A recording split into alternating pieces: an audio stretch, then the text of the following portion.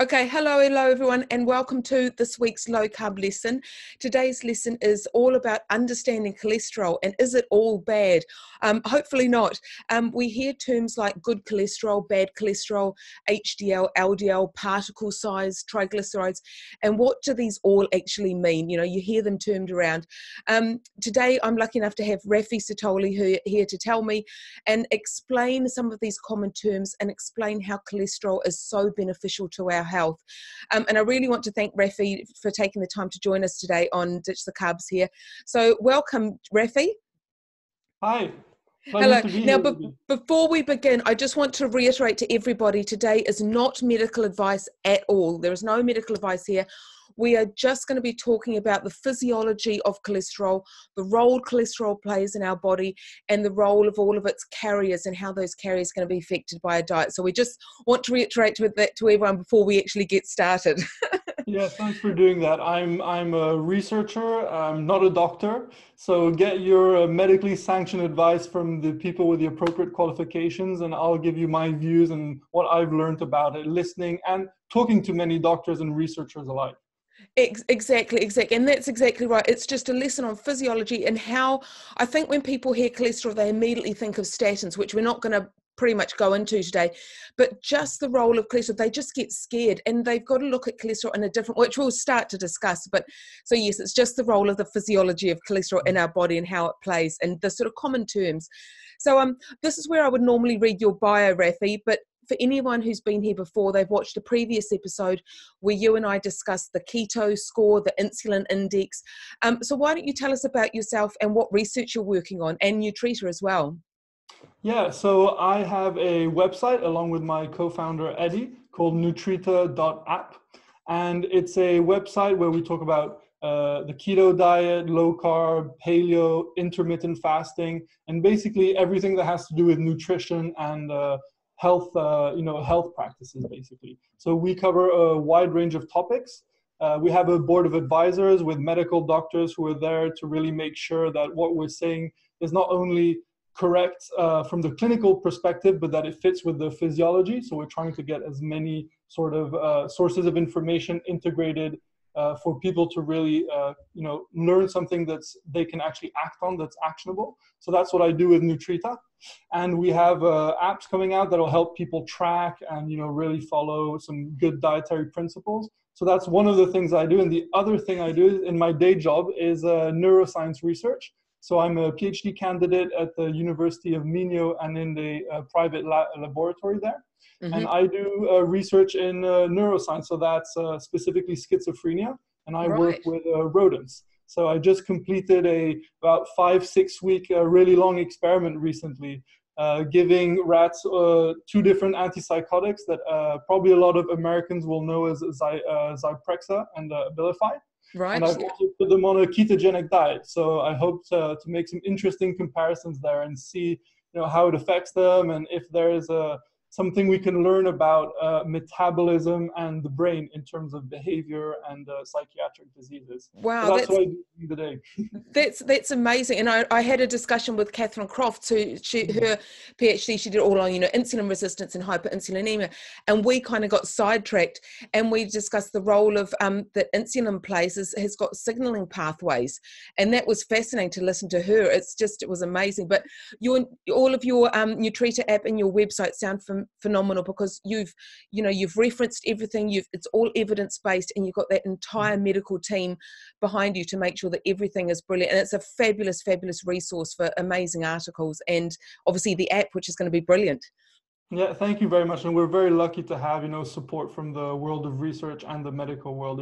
It's not often that they talk to each other. So we try to be that bridge, to make sure that the cutting edge science gets into the hands of doctors and of course the patients as soon as possible. And that we learn from the experience of the doctors who often see things coming that researchers don't because they don't have the luxury of interacting with many patients. So that's a bit of the philosophy that we try to bring to our apps and our content. And that's brilliant because that's the marriage kind of the two worlds, isn't it? The actual in practice and the research. It's brilliant. Yeah, yeah. Yeah, yeah. Okay, so let's start today with, the topic is cholesterol. Is it all bad?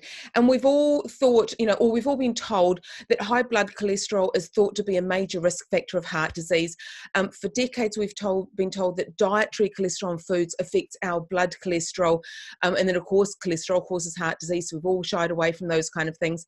And with this all been basically based on this failed hypothesis on flawed research, and from sort of 50 years ago. The science has since disputed it, and actually low cholesterol has just shown to be just as detrimental as not high cholesterol, but different forms of cholesterol. So let's start off by initially discussing just cholesterol in itself. Why is cholesterol so vital in our body that our body actually makes the main majority of what we see in our blood? Right, so cholesterol is something that our body synthesizes, and individual cells can actually synthesize cholesterol. Mm-hmm. And it's really, really important. It gives cell membranes their fluidity, their rigidity. It sort of adjusts how they can act. It's a molecule with many, many interesting features. It can scavenge free radicals, these sort of things that you can think of as the exhaust pipe coming out of a car, right? When your cells produce energy, they produce these free radicals.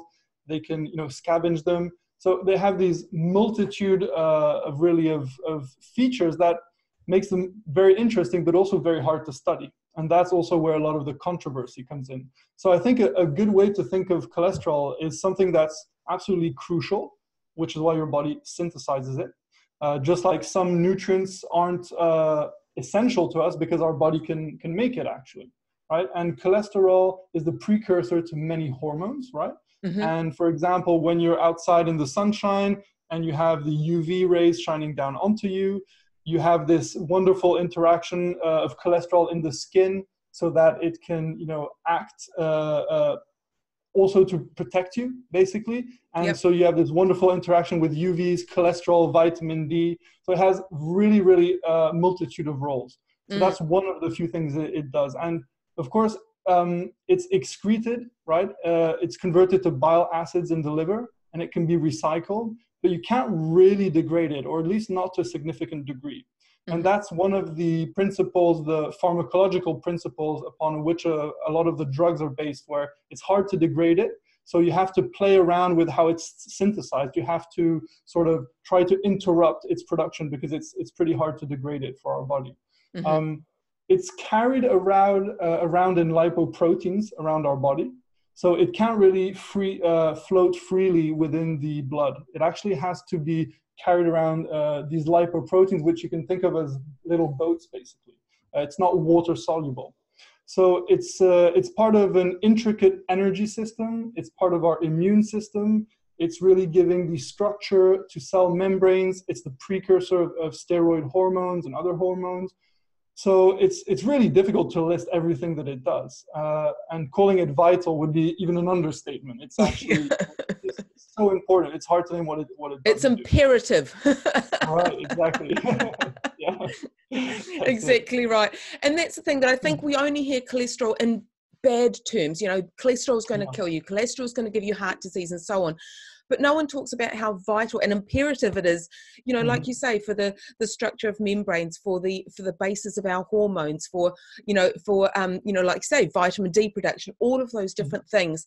And I think that's not talked about in the sort of mainstream enough. You just hear cholesterol, people immediately think of heart disease, and that's all they think of. Whereas actually cholesterol is wonderful. We need it in the way that it should be. And can you talk about, when people talk about cholesterol testing, they say that the cholesterol, but actually they're testing the lipoproteins, aren't they? Yes. So when you go for a cholesterol test, or your doctor might call it a lipid panel when he or she is ordering it, what they're doing is that they're looking at these lipoproteins, these little boats carrying around the cholesterol, and they're saying, okay, in the HDL boat, there's that amount of cholesterol. In the LDL boat, there's that amount of cholesterol. So really, it's a bit of a misnomer, but it's just a historical term now. So it's really measuring how much cholesterol are in these lipoproteins. And of course, you have the total amount, which is when you add up the total amounts from the different kinds of lipoproteins. So that's what we're measuring on the lipid panel. Exactly. And can you explain, where on the lipid panel, they'll have HDL and LDL, and that's always been termed as like the good cholesterol is the HDL and the bad Right. cholesterol is the LDL. And many people, it's becoming more and more apparent that this isn't really the full picture. But how will you describe HDL and LDL?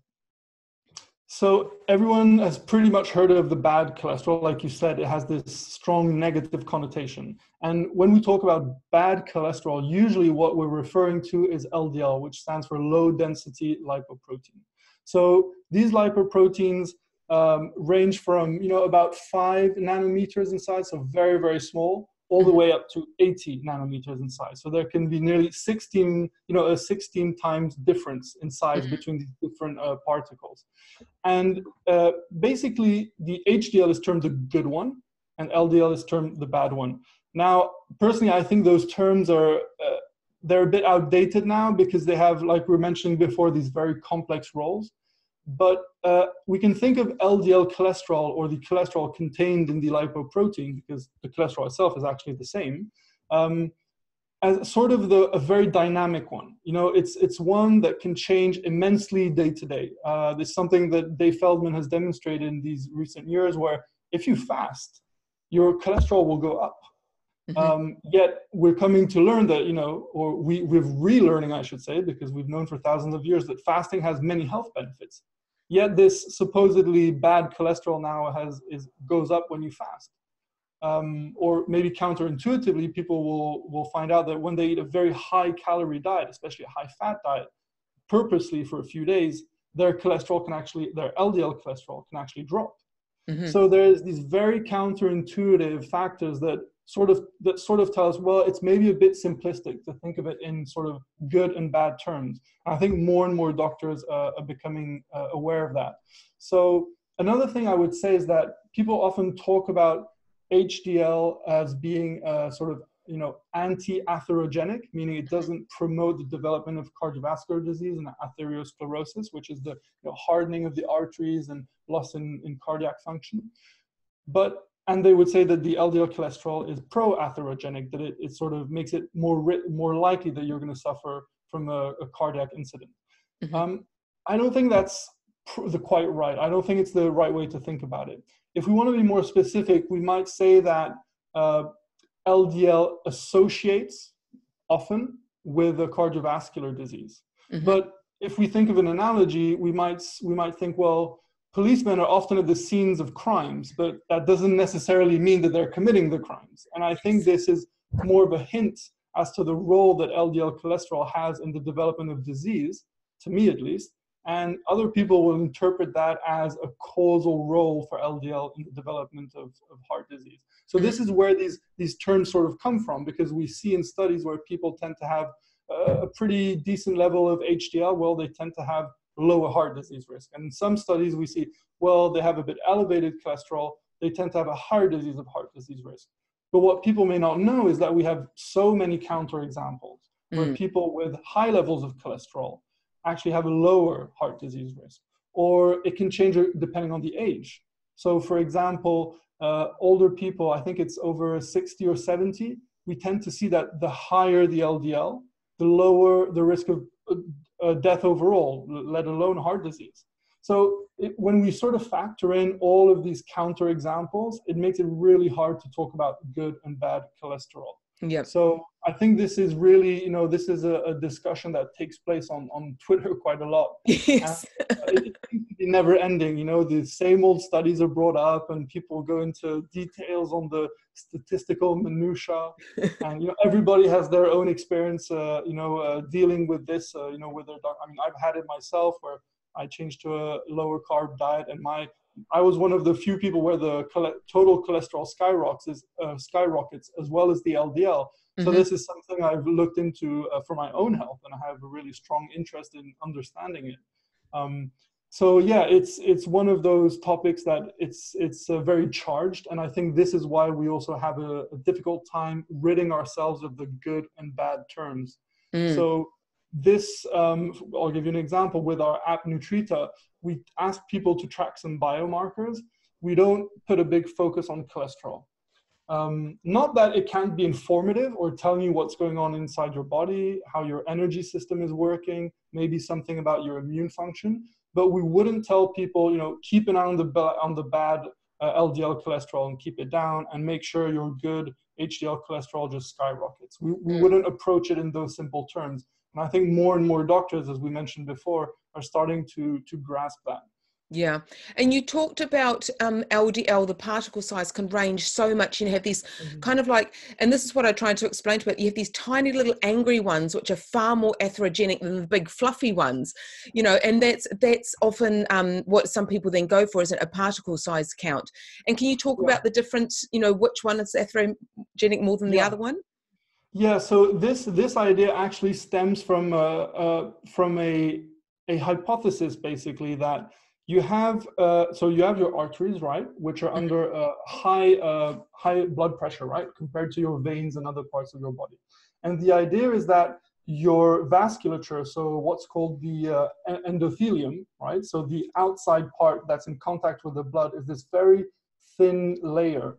And the smaller the particle, the more likely that it's going to get through this net, so to speak.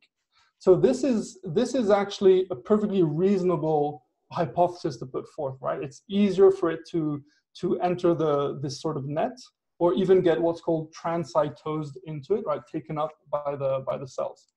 Now, there's a simple prediction that emerges from that, right? The smaller the particle, the more atherogenic. So we have a few problems here. First of all, HDL is actually a very small particle. So it's actually even smaller than the small, dense LDL particles. Right. So we have to wonder, why don't we see the association, the atherogenic association that we do with the small LDL? Okay, it has different roles. It's not doing the same thing. We could explain that away. Fair enough. But let's think of it a bit deeper. What we tend to see, because the theory would go that the smaller the particle, the easier it is to go in. And if you were to look at an artery of someone who's recently deceased of heart disease, you would imagine that their artery would sort of be filled with this gradient of small, dense, angry LDL particles, right? The closer you are to the point of entry, the more you should see. And as you go along, they might sort of like something that gets caught in mud, sort of, they might become more and more sparse, right? So what's interesting is when we actually, do autopsies on people and actually look what is actually happening. I think Nakashima has one of those papers that we can reference then in the show notes. What you actually see is very surprising. You see the highest concentration of those lipoproteins is actually what we call it the intimal medial junction. And that's much more deeper into the artery, right? Into the middle of this tube, and very little on the exterior. So we don't actually see this gradient happen. So it sort of falsifies the prediction that it's really this gradient-driven process of smaller particles being particularly atherogenic. And that would be one way of explaining it, of course. Like we said, this analogy with the net. But maybe you could get the presence of particles for some other reason, or you could get cholesterol deposition happening for some other reasons. Like we said, all cells can synthesize cholesterol right there in situ, right? Which is the term right there. So there's all these interesting predictions that fail in the conventional lipid hypothesis. And I think we tend to think of these particles as atherogenic because we're very good at finding associations, in fact, where they're there. So we might think, well, okay, we keep seeing these associations of small, dense LDLs in heart attack. So something, even if the mechanism fails to be predicted as we would expect, maybe it's because it correlates with metabolic syndrome. Yeah. So now we have another way to potentially explain this association, even though we failed to demonstrate this causal mechanism that is still, held as sort of the best explanation that we have nowadays. And what about the theory that cholesterol is actually an anti-inflammatory, so it actually goes to the site where it's inflamed? So again, like you say, it's like the policeman, or they often say, at the site of a fire, there's going to be covered with firemen, but they didn't cause it; they're coming to help it. So is it the case that there's all this cholesterol there, but it's actually an anti-inflammatory? Yeah, so that is a very interesting idea that's been put forth by a few different people. And I would be wary of calling it anti-inflammatory per se, Mm-hmm. because we don't really, it's not really something that's produced down the classical anti-inflammatory pathways, Yes. and like we see with omega-3s, right? These eicosanoids and all of that. But we do see it sort of act within an immune function, as we mentioned before. Mm. And I mentioned that it's a scavenger of reactive oxygen species, these sort of particulates, if we want to think of them like that are given off by your mitochondria when they produce energy. So it's there in the immune system. We know it's where it has an immune system role, and it could be there as a response, right? Like firemen going to a fire, or policemen going to the scene of a crime. But we don't know exactly what it's doing there yet. It's this old problem that's more than 100 years old. We still don't know why there is cholesterol that's deposited. I mean, we have bits of the puzzle, but we're not sure if this is a normal process gone awry, if it's an abnormal response. It's really hard to disentangle these things. So inflammation is definitely a normal physiological process. So Yes. that we know for sure, right? Now the question is, why does it keep associating with poor outcomes in health? And so you can think of it this way: when you exercise and you go for a pretty hard run, you'll be inflamed right after. But you actually want that. It's a Yeah. signal, right, that your body needs to repair the damage and adapt to it. So the question is, what is this damage in heart disease? And why is cholesterol always present when there's the damage? And why does it attract these other immune cells like macrophages? Mm. So we know for sure that plaque formation, which everybody has probably heard about. I've got plaque in my heart, and my doctor said I've got this plaque buildup, and it's really bad. So we know that it's recognized as an inflammatory process, but it's hard to disentangle the exact role of cholesterol within that.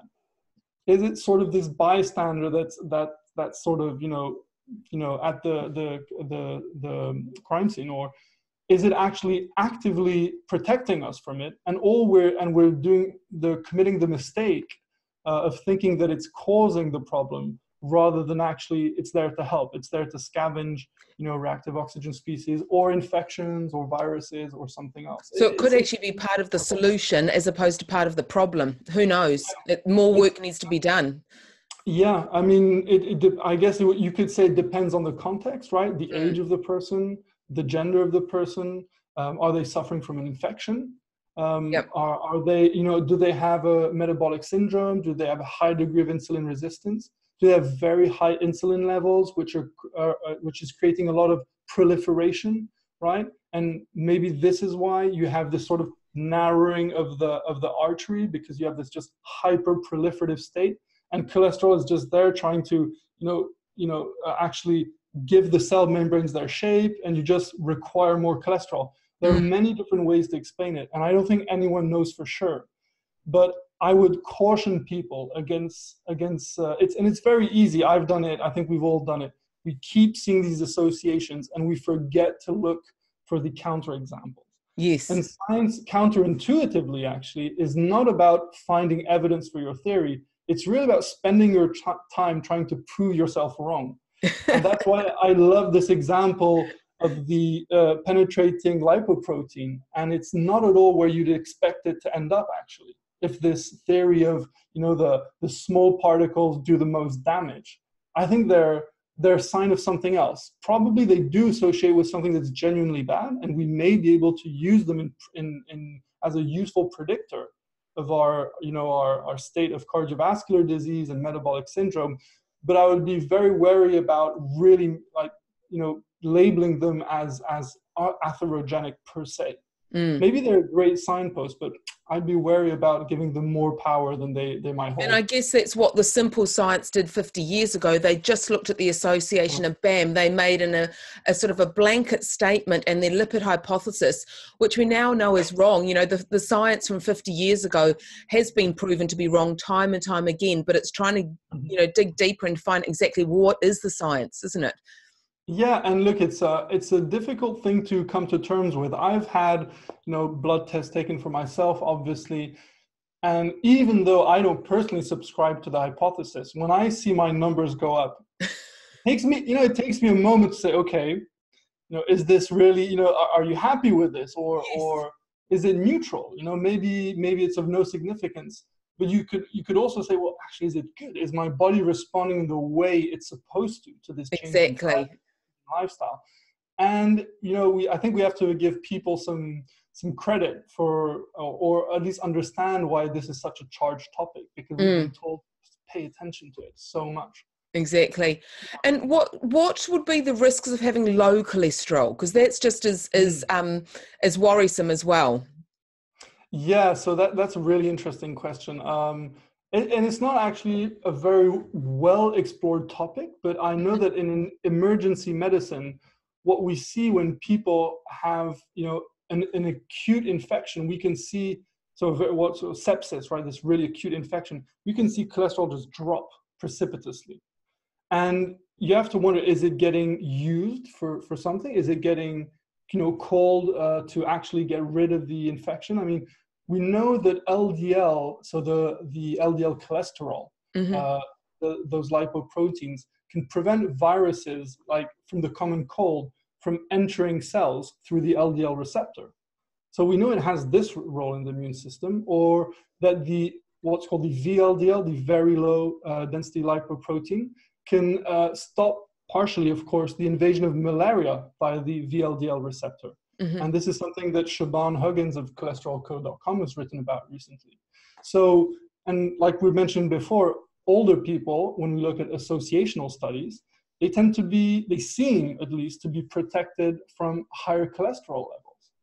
So I think that low cholesterol levels are something we want to be careful of, and especially depending on why they're low. Is it genetic? Is it because you're taking a medication that's lowering it? How are you lowering it? Are you taking something that's preventing the absorption, or are you stopping the pathway that's synthesizing it? So all of these layers have to be really taken into account when we talk about low cholesterol. But generally speaking, if, in my opinion, the older you are, the higher tends to be better. Yeah. And again, the ratios are important. You really want your HDL to be pretty high. You want your triglycerides to be pretty low. So you want a high triglycerides to high HDL to triglycerides ratio. I wouldn't worry so much about the LDL, but if it's going to be somewhere, it might as well be on the high side. Seeing what I'm seeing from the immune system. Yep. When my own mother takes I think my camera is out of focus. Yeah, When my own mother goes for blood tests, I'm always happy when her cholesterol doesn't go too low, because she's getting to the age where it's important for her to have this sort of immune protection, this margin where if something happens, she has this resource to call upon, because we know that it can scavenge bacteria and reactive oxygen species, which of course get produced in high amounts when your mitochondria start working poorly with age. So, I think the context is really important here. I wouldn't go as far as to tell someone with low cholesterol to take a medication to increase it. I don't think we've got the evidence to suggest that. And I would wish this would be the more cautious approach many doctors would take about lowering it, right? You might say, well, we might be really cautious about prescribing a medication to lower it as well. So I think and especially for women, actually, it's even more, it's associated with even more protection in women to have higher cholesterol. And, this is something that often we're not told, because a lot of the research is done on men. Yes. So, and a lot of it is done on men with pre-existing heart conditions, or right. Again, going back to the flawed science, those guidelines were brought in to help protect men, 50 plus with a risk of heart disease, not women of childbearing age, all this, older women. It's just not reflected. We're kind of like the sort of, we're 50% of the population, but we've forgotten when it comes to research. Absolutely. And, it's interesting now, not only are we starting to study it more in women as well, but we're seeing that, heart attacks or myocardial infarctions or strokes, they're happening earlier and earlier as well. Mm. So it's not as if as if the cholesterol levels in our populations have just skyrocketed, right? We have to be able to explain this increased incidence through other factors. And this is another hint at why we might want to pay attention to a combination of lipid factors, like the ratios we mentioned, Mm-hmm. or the lipid ratios in the context, in your metabolic context, which is all the work that Dave Feldman has been doing, right? Yep. We'll talk about it later, I'm sure, but there's also the important work of Ivor Cummins that are showing that there are tests that we can look at for a heart disease risk that have nothing to do with lipids, actually. Yeah. They're looking at something else entirely. So we need to take this broader picture, like we have for diabetes, where we're not just talking about blood sugar now, we're talking about insulin. We're talking about exercise and other things that can affect it. Yeah. So let's talk about triglycerides, because that will come into that, because that's, we started to go from cholesterol to all these other factors that you need to look at. It's, not just the lipid panel, it's all these other blood tests that can be done. What about triglycerides, and do they reflect how we handle our carbs as well, and our sugar, and that, and our inflammatory, if you are on a high carb diet, inflammatory markers? Yeah, absolutely. So the triglycerides are, as the name suggests, so it's three. So you have these three fat molecules that are held together by this backbone.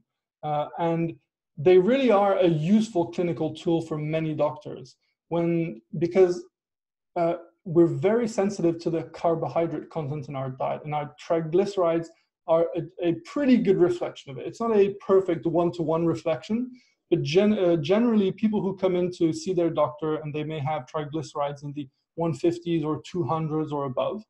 And we tend to reduce the total carbohydrate amount, and especially the sort of worst kind of carbohydrates like the flours and the sugars, and especially the sugar-sweetened beverages, stuff like that. We really see those triglycerides drop precipitously. It's pretty amazing to see, because it's one of those changes, those markers that can change over just a few days. So it's very encouraging for people to keep an eye on their triglycerides and see them drop. And in fact, doctors will often tell me, when I'm not too sure if my patient is being totally truthful, I'll check their triglycerides. It's that sensitive.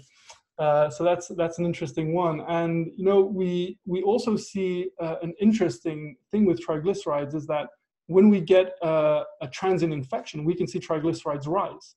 Mm-hmm. And I've actually seen that in myself when I got an infection a few years ago. And they're a very sensitive marker, and it's really something you want to take a look at, especially with regards to your HDL. So if you go to the lab and you measure triglycerides, that's great.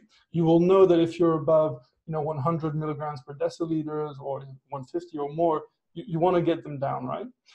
But if you can also have your HDL measured, which can be given in a standard lipid panel, then you've got this great ratio that can help you sort of estimate your insulin resistance and your risk of heart disease. So triglycerides are this, again, they're not inherently bad. Most of the things in our body just are not inherently bad. Triglycerides are this energy source that circulate around our body that we need. So when it's stored in our fat tissue, right? It's released and it goes to our liver, and it goes to give us energy, and it can push sugar out of our liver to push the glucose out. So it's got these multiple roles as well. And it's a really important marker for your diet. Like we said, it's very sensitive to carbs. It's not the only thing that it's sensitive to. There are other things that can rise triglycerides, because triglycerides are released from your fat cells. Mm-hmm. And if you eat a lot of seed oils, for example, this can interfere with how your fat cells can regulate the release of fat and thus triglycerides. So yes, carbs are definitely important, but seed oils are this other factor that you might want to actually definitely want to remove from your diet if you have high triglycerides. So there are two things there: sugar or the total amount of carbs more generally, and your seed oils if you want to moderate your triglyceride level. You probably want it to be under 100, even lower, maybe less than 80, 70. Hmm. And what role does, we're talking, obviously about cholesterol and triglycerides. What role does dietary cholesterol play with compared to the cholesterol we test in the blood? What kind of relationship is there? Are we supposed to be scared about eating eggs? When I eat, I don't know how many eggs a week our family eats, probably about 50 eggs a week. Yeah, yeah. No, it's if you could see the amount of egg cartons that accumulate in my family, it's pretty ludicrous. No, you definitely should not be scared of eggs, and especially not the yolk. Not only is it tasty, but it's the most nutritious part of the egg, and it contains a high degree of cholesterol, as does liver, as does a lot of animal foods. Mm-hmm. So these are nutrient-dense sources of food, and of course the question is, okay, but will it raise my blood cholesterol, right? And pretty much, I mean, you can be pretty confident that it won't. In very few people, it does raise it. But then the question is this a bad thing? And there's not much evidence to suggest it is. It's not clear why it's raised in some people. I mean, we've got some notions of these different stanols and sterols and how your gut is going to absorb them. If you have some plant sterols out competing the cholesterol, other cholesterol absorption, then you can play around with the levels. But Mm-hmm. generally speaking, dietary cholesterol does not raise blood cholesterol. Okay. And even if it did, there's not much evidence, if any, to suggest that this is a bad thing. And the people who've really explored this in depth, people like Gary Taubes, Nina Teicholz, they've had done wonderful exposés on this, whether it's in their books or in their lectures. So if you want to deep dive onto this topic, I really suggest people go and check them out if they haven't And already. we'll put lots of links below afterwards about where people can head to and read further information, because when we're just literally scratching the surface of what we could go through. And Right. now the last thing is, I know we weren't going to talk on statins, and we're reiterating again, this is not medical advice, but what does the research suggest? Who, with the statins, who is that beneficial for? Is there a particular category that actually maybe statins are still beneficial? Is it men over 50? Is it women with a family, genetic disposition to having hypercholesterol? What do the studies actually show, as opposed to what the companies tell us? Right. So in truth, you can find a study to support either side of your argument. Yeah. So I think people should be aware of that.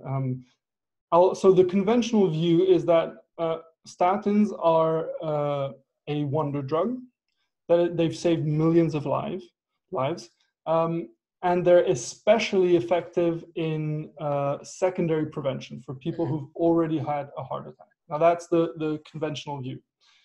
I think I would say go listen to a doctor. First of all, don't listen to me. Go listen to a doctor. And I would suggest you go listen to Malcolm Kendrick, of all people. He's my favorite. Fabulous. He's fantastic. But I'll tell you what I've learned from the literature.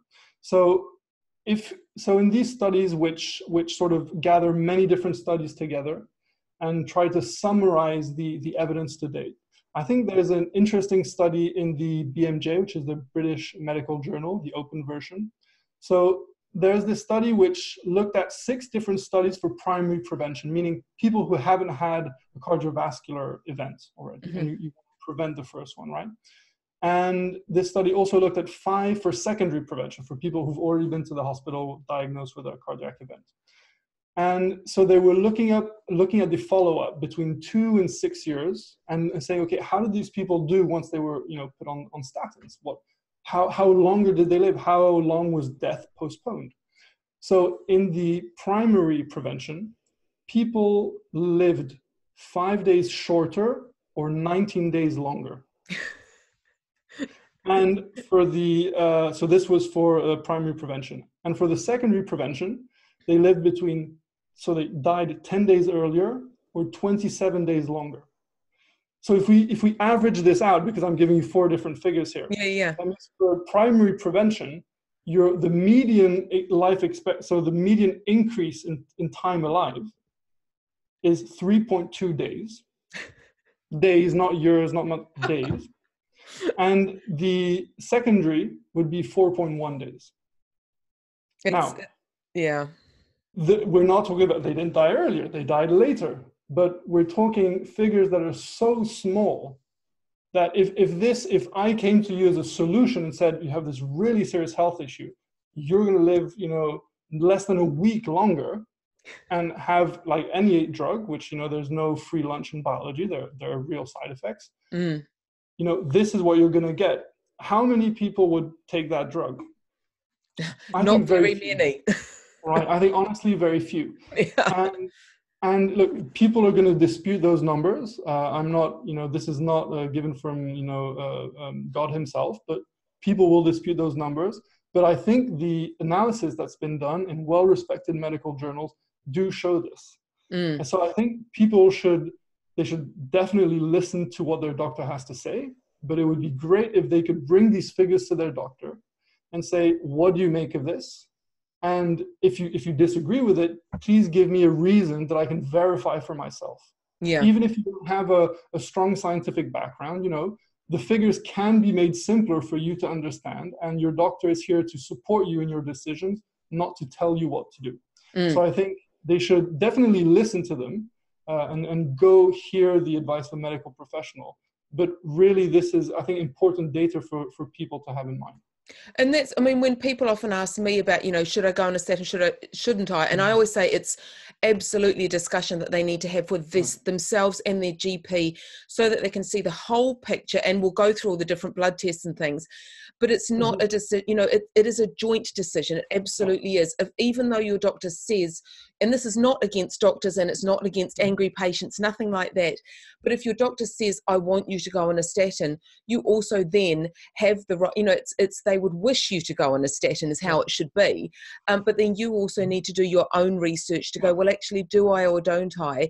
And it's an absolute joint decision. And I think also, the decision to go on a lifetime of medication from one single blood test, or maybe two, if they've been looking at a trend, it's something that we as patients need to take personal responsibility for as well, to think, well, maybe we need to do our, and we'll put plenty of links afterwards below that people can maybe, if they've got a GP, I know there are a lot of GPs out there who are really interested in this, but they don't have time.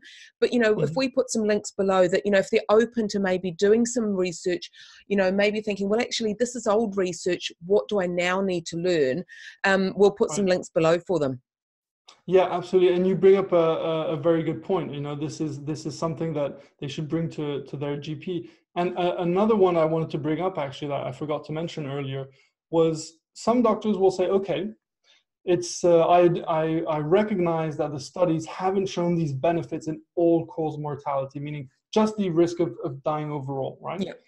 But they say, but look, you really do see reductions in the risk of having a stroke or a myocardial infarction or a heart attack, right? And the quality of life of someone after having that event is much, much lower. And they say, look, it might not change when they die, but it will change the number of events they have in a lifetime, So that's actually a fair point. We have to grant it to them. But I think the point that's missing from that argument when I hear it made is that you're still missing the point that you're trading it for another sort of event that you could get with, ALS, for example, which recent papers have come out showing an increased risk for ALS, if I'm not mistaken. I think it's ALS, not MS. So you have these other issues, and it's not really up to your doctor to tell you how your quality of life will change. This is a decision that you have to come to. So you have to be presented with a lower risk of a heart attack, for example. Let's for the argument's sake take it as fact, and then increased risk for something else, for maybe diabetes. So you really have to weigh those options in your mind and see. And I think personally, the all-cause mortality is the master decision maker. At least it would be in my case. So yes. I think if we can hold this trade in mind and this all-cause mortality, people will be able to make more informed decisions along with their doctor.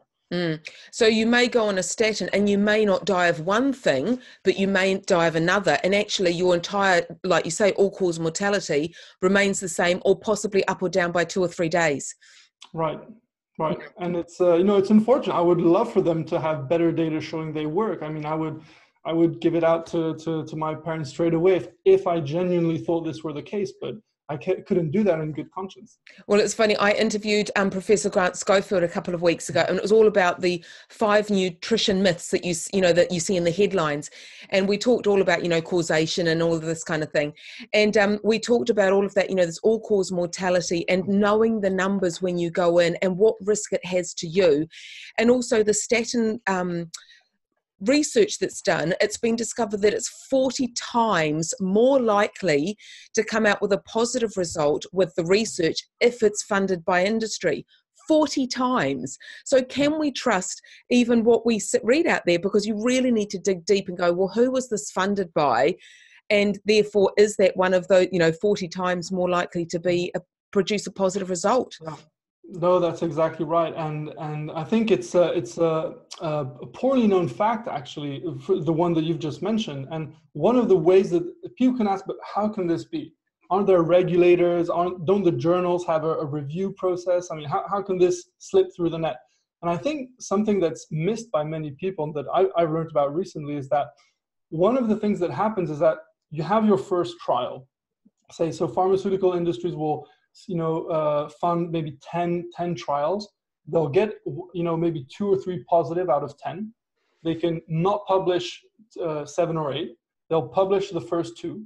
And once this trial shows a benefit in a sufficient number of people, then it becomes unethical to actually compare this drug, a statin or something else, in another study against a placebo, because it would be unethical not to give people this now proven life-saving drug. Yeah. So we're stuck with very unscientific comparisons, and we just drag them along for decades and decades. And it gets harder and harder. It's sort of like, sinking sand, where you just can't get out of it.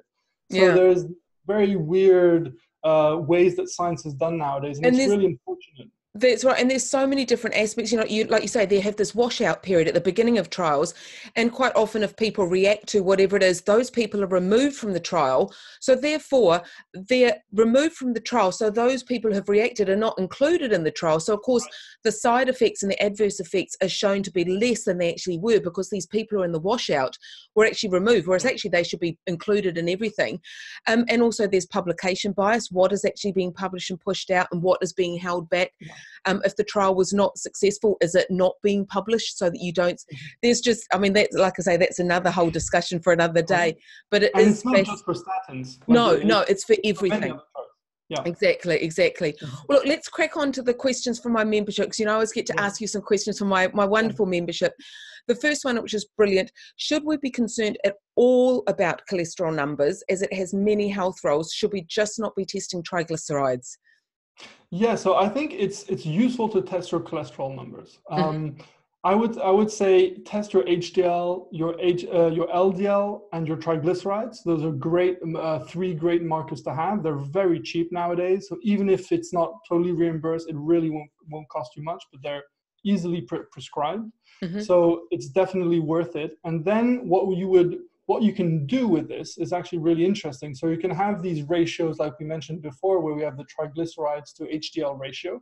So that's really important. You can put this in a risk calculator and see where you stand. You've got other ratios, but I think this is we can keep it simple and say that this is probably the most interesting one, along with total cholesterol to HDL ratio. It's another useful one. Then you've also got the Macaulay index. Now, the Macaulay index is not a very well-known index, actually, and you need to add a non-cholesterol marker to it. So, but it's also easily obtained. So if you have triglycerides and fasting insulin, so fasting triglycerides and fasting insulin, you can plug this into this little formula, this index, this Macaulay index, and it's a really good estimate of your insulin resistance. And you'll get the same benefit as a lipid panel, if not even better, because we know that this sort of lifestyle-induced insulin resistance is something that can really predict your heart disease risk and just your general health, more generally. So definitely the lipid panel is useful. Make sure if you're on a very high-fat diet, if you're on a low-carb diet, ketogenic diet, to at least give yourself a 12 hours of fasting before you take the test. Otherwise, you might see artificially elevated levels of triglycerides because your fat tissue will be releasing all these triglycerides after your meal because it has to make, space basically for the incoming fat. And that's a normal cycle. So if you don't leave enough space, because most of these tests are determined, how the fasting window is determined according to a normal population, which doesn't tend to eat low carb. Yeah. So it's good to give yourself a bit more margin to make sure you don't have, some false positive results. And is there an amount where you shouldn't fast? I've read somewhere that if you fast for too long, so sometimes beyond sort of 12, 14 hours, you actually, then your cholesterol and your LDL gets raised because it's being freed, because, cholesterol is now also seen more as it's a dynamic kind of situation, and it reflects your metabolism and how you're utilizing your fuels. If you're actually fasting for too long, that will actually raise your LDL as well. Yeah, that's a really good point. And I'm not sure we have as much data on how long that would be. I know that Dave Feldman has established this pretty well. And I've seen this in myself where I've gone, to bed late, woke up early, gone to do my blood test, and I had just sky high levels. I just had to redo it, the next week. For the fasting window, it's harder to say. However, I would say that to see an elevation in LDL, you're probably going to have to fast, this would be my guess, for maybe longer than a day to start to see it budge. But, this probably will vary quite a lot depending on the individual, because once again, LDL is one of these markers that have a high degree of variance. That's also why it's not that useful to use it as a isolated marker for heart disease. Yeah. So you can do HDL, triglycerides, LDL, and beware of your fasting window if you're on a high-fat diet. Yep. And the next one is triglycerides are low, which is great. HDL is great, brilliant. Is it worth doing the LDL particle size and the calcium score? Yeah. So I think the particle size is interesting to the extent that you trust the association we see with insulin resistance, meaning we do tend to see smaller particle sizes in insulin resistant individuals.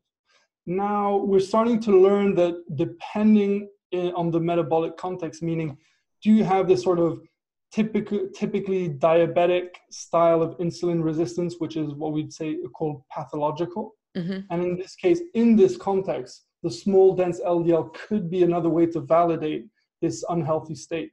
But if you're on a high-fat ketogenic diet and you're experiencing what's called physiological insulin resistance, because your muscles are saying no to the glucose, so your brain has it available for itself, perfectly normal. That's exactly what you want to happen. But now what do these LDL particles mean in that context? And I think that's still an open question, and it's being studied by Virta and other institutes and research groups, and we don't really know. So it's still an open question, but if you can afford it and if it's reimbursed, then I would say go for it and ask for expert opinion and try to get some more data. And I mean, that's the other thing. It's not just cholesterol testing. It's the whole, as your body as a whole. What else do you look at also inflammatory markers, HbA1c, it's your blood pressure, your kidney function, your liver function, all of those things. How do you look, how you feel, what are the trends like? That's a more better picture of your body and your health and, in theory, hopefully your longevity, compared to, like you say, one test that could put you on a lifelong medication. And like you say as well, the cholesterol is so dynamic depending on if we're fasting, how we're eating, and the cholesterol picture for somebody who's on low carb may be completely different to somebody who's on a standard American diet. Yeah, absolutely. And we're now getting to the point where a lot of these studies are being conducted. So if you ask me again in 2-3 years, I might have a much better answer for you. And I think we'll come back and ask you again. Exactly. Exactly. And like you said, the single picture approach to prescribing a drug or to diagnosing people is starting to get outdated, which is why more and more people are using, at-home devices, for example, to check their blood sugars. So they can get this sort of, what they would get before is just a snapshot of one-time reading. Now they can get multiple readings throughout the day. And I think this is how people should start thinking about cholesterol panels. They might want to get it every, 3 months once they've started on a new diet. That will be very informative for their doctors and for other experts, to give their opinion. Now, it's a bit of a bother to go there and fast, and it takes up time, but I think it's important to understand this even for another way of measuring disease progression in heart disease, which we haven't mentioned yet, but is the calcium score, or also known as the CAC score, for coronary artery calcium scoring. And this essentially is not so much a prediction of the disease, but really looking at the disease process itself, the hardening of the arteries with the calcified plaque. And Ivor Cummins has been a really, really good disseminator of this. It's not actually a new technology, really, but it's not been appreciated partly because of this hyper focus on cholesterol and statins and this sort of traditional view. So I think if people want to really get this long-term view, then they should get a CAC scan. They don't need to worry about the X-rays. They're really the equivalent, I think, of a transatlantic flight. So they don't need to worry about that. And really, get it maybe every year or something. Mm-hmm. And this is a fantastic way of really, looking at how you're doing in terms of, are you progressing? Are you regressing? So the exact numbers don't even matter as much as what we call directional accuracy of the measure. And this is a really good way of, putting your mind at ease, seeing if what you're doing works, which you can't get with a cholesterol panel, or at least not with the same degree of certainty. Mm. And the last question is, what lipid panel should I get from my doctor, which I guess you've kind of already explained as well. What lipid panel should I get from my doctor, and how is it best to evaluate the results if they're still old school, she said, and want to put me on a statin? And I guess that also leads on to, where can we send people? And I'll put links below, but where would you send, what lipid panel should they get, and how can they explain it to their GP? Yeah. And where can we send maybe GPs who just triggered their eye to go, there's something in this, I want to learn more? Yeah. So like we mentioned, you have the LDL, the HDL, the triglycerides. So those are the sort of three core ones that are really useful. You could also get an LDL ox, or LDL oxidized. So you're looking at the fraction of LDL cholesterol that is oxidized, meaning that it's been chemically changed because of some high degree of polyunsaturated oils in your diet, maybe because you have inflammatory processes going on. So this is another marker that can add confidence to the general context you're assessing in terms of your health. Mm-hmm. You also got the lipoprotein particle size that we mentioned before. So I'm less a fan of the size distinctions, except if we're looking at insulin resistance. So the smaller, it tends to be more insulin resistant. Then you also have the particle count, right? The number of ApoBs, as it's also called, apolipoprotein B. Mm-hmm. This one that's on pretty much every lipoprotein particle. So you have the particle number, the particle size, the oxidized LDL, the LDL, the HDL, and the triglycerides. So you could go anywhere from 3 to 6 to get a really complete panel. And that would be a good, if you want a really complete picture, that would be great, because people who really study this for a living, the more information you give them, the more they can geek out on it and give you this really interesting advice. And if you have to get a certain cholesterol level for insurance purposes, and your finances are at stake, and this is a really important factor for you, and you're worried you'll get put on a statin, or you're worried your copay will be high because of a certain cholesterol level and you'll need to drop it, then I really recommend you look at Dave Feldman's protocol. So this is a very smart engineer who's shown how you can play around with your cholesterol levels, your total cholesterol levels, your LDL cholesterol levels, and you can drop it in time for your blood test. And it's just amazing how he can show, how he's shown this. He's been phenomenal. He's an incredible self-tester. I've loved to watch him, and we'll put some links to him below and for his YouTube clips. But he's a phenomenal self-tester, and he's really, really trying to empower everyone to believe that, cholesterol is dynamic. It's not static. It's reflection of so many different things. Like you say, it's our fasting. It's his protocol that he's delivered. It's infection. It's all these different things. And he kind of thinks that, as long as our triglycerides are low, our HDL is high, that would, in theory, indicate we've got a strong metabolic status. So almost he kind of considers, this is hopefully what I've got from him, is that LDL is irrelevant as long as the other blood tests confirm there's not inflammatory markers or inflammatory other things going on. Yeah. And I think he's someone you can trust because he's always seeking to disprove his own theories. Yes. This, I think, if you're going to look for advice in someone, is someone who's actually putting in the work to demonstrate that they're wrong, and maybe they'll fail to, but at least they're trying. And I think this is where most, not just doctors, but scientists as well, they just forget this. They're enamored with their theory, and they'll keep looking for evidence confirming their theory. And it's too hard to think outside of that box. So try to look for people with this sort of scientific mind, whether they're doctors or scientists. And Dave Feldman would be one of those people. I think it's amazing how many engineers, because he is, and Ivor Cummins is also an engineer, are going into this, and they're just making such strong headway in the whole world of cholesterol research and heart disease prediction, for risks. They are just phenomenal. Yeah, no, I've learned a lot from them. I learned not only from doctors, from scientists, and from engineers, and for anyone really who thinks, in this sort of methodical, rigorous way. And I think it's difficult because authority has this sort of gravitational pull. When you hear Harvard School of Public Health, what could they possibly say that's wrong? Well, quite a bit.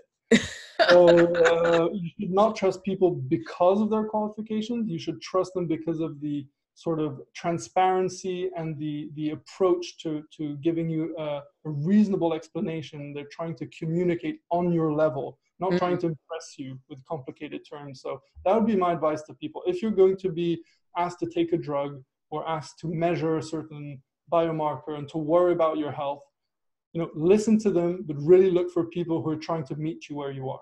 Yeah, exactly.